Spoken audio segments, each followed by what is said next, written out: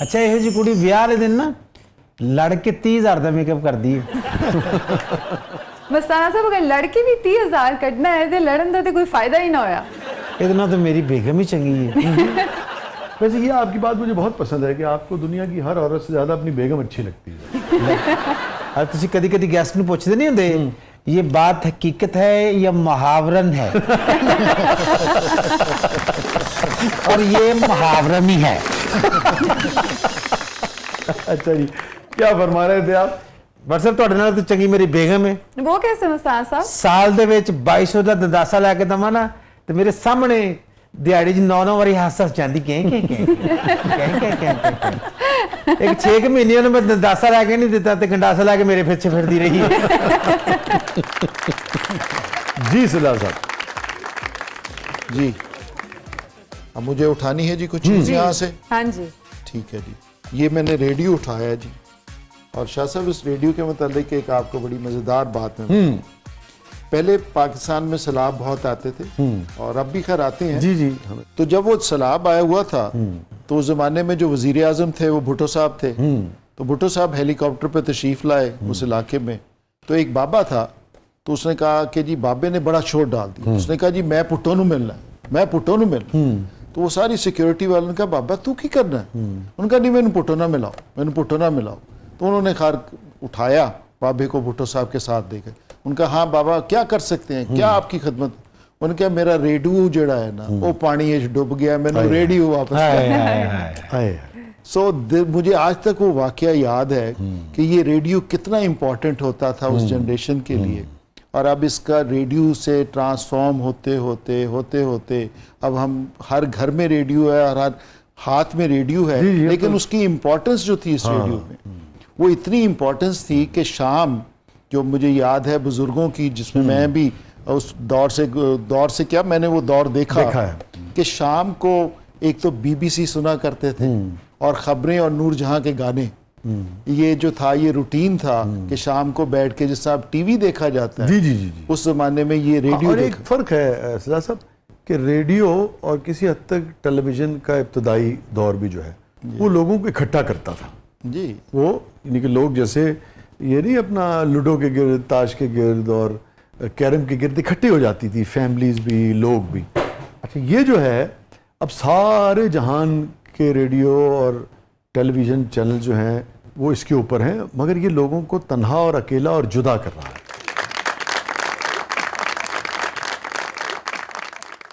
जी father. ਇਹ ਜੀ ਕੁੜੀ ਵਿਆਹ ਵਾਲੇ ਦਿਨ ਚਾਬੀਆਂ ਜ਼ਰੂਰ ਗਵਾਉਂਦੀ ਹੈ। ਐਵੇਂ ਸਾਰੀ ਜੰਜ ਖਲੋਤੀ ਹੈ ਚਾਬੀਆਂ ਲੱਭਣ ਡੀਆਂ ਜੀ।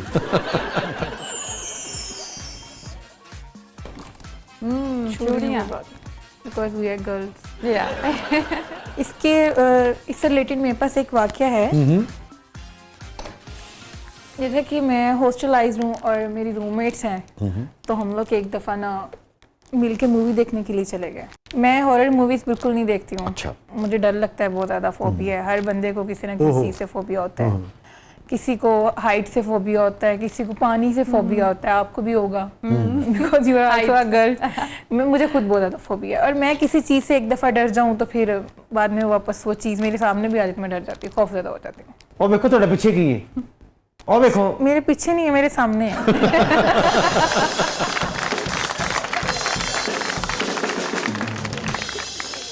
बात ये थी कि मैं यहाँ पे थी कि मेरी फ्रेंड्स मुझे मूवी दिखाने के लिए लगी। मूवी हॉरर थी और मैं हॉरर मूवीज बिल्कुल नहीं देखती, जैसा कि मैंने आपको बताया है। अब उसमें एक सीन था वो भूत और जीनो और चुड़ैल वाला ना, लाइक वो चूड़ियों की छनकार आती है, वो चुड़ैल आती है, उसने ना चूड़ियाँ पहनी होती है, पायल पहनी होती है, वो छन छन की आवाज़ आ रही होती है और उसकी ना छन छन की आवाज़ थी ना जो डराती थी ना सब कुछ। तो मैं वो हॉरर मूवी थी और वो एक्चुअली। सिनेमा हॉल में होता भी क्या जी है, वो बिल्कुल, चलती तो उधर है, हर आवाज़ जगह इधर से पे आती है। अंधेरा होता है, फर्स्ट में आवाज़ बहुत ज़्यादा आ रही होती है, बेस वगैरह में ना, बंदा डर जाता है। अपने साथ वाले बैठे जो होता है उससे बंदा डर जाता है कि शायद ये वो ना हो। अब हुआ ये कि वो मूवी देख के हम आ गए, हम मूवी ये जो मेरी बेस्ट फ्रेंड है यही तो कहीं चुड़ैल नहीं है।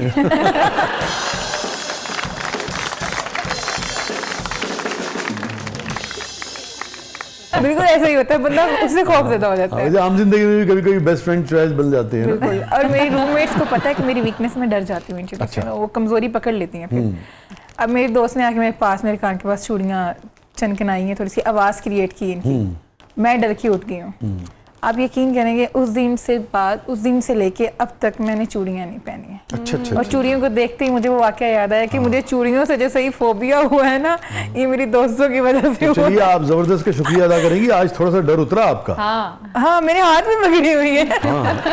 आई फॉरगेट दिस, मैंने हाथ में पकड़ी हुई है। शुक्रिया अदा करें हमारा, आपका डर उतार दिया आज हमने। Thanks for that. हाँ, कोई चूड़ियों से गाना याद आता है आपको? पाइया चूड़ियां मैं अज सतरंगियां माया तेरे वेखण लई। वाह।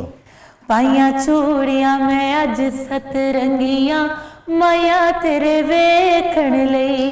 तेरी गले विचों 5 फेरे लंगियां, तेरी गले विचों 5 फेरे लंगियां माया तेरे वेखण लई। हाँ, तेरे दम नाल मेरा वसदा जहान। हाँ, सजना नु सजना ते होंदे बड़े मान वे। तेरे पैरां विच मेरे मुक जावे जान। दिन रात ये दुआवां हो मंगिया, दिन रात ये दुआवां हो मंगिया माया तेरे वेखण लई। पाइया चूड़ियां मैं अज सतरंगियां माया तेरे वेखण लई, माया तेरे वेखण लई। वाह, Beautiful, क्या कहें सरदार साहब। 3 सवालात आखिर में प्रोग्राम के, स्टेप बाय स्टेप इनका जवाब आपसे चाहेंगे हम। कहाँ से शुरू करें? चलिए पहले ये बताइए कि हमारे जो चिन्योटी शेख बरादरी है और उन तारीख से हम आगाह हैं कि कैसे वो यहाँ आके आबाद हुए और पूरी तारीख जो है वो क्या है, क्योंकि मेरे बहुत सारे दोस्त हैं जो बरहराज हैं और चिन्योटी शेख हैं, ख़ास प्योर चिन्योटी शेख हैं।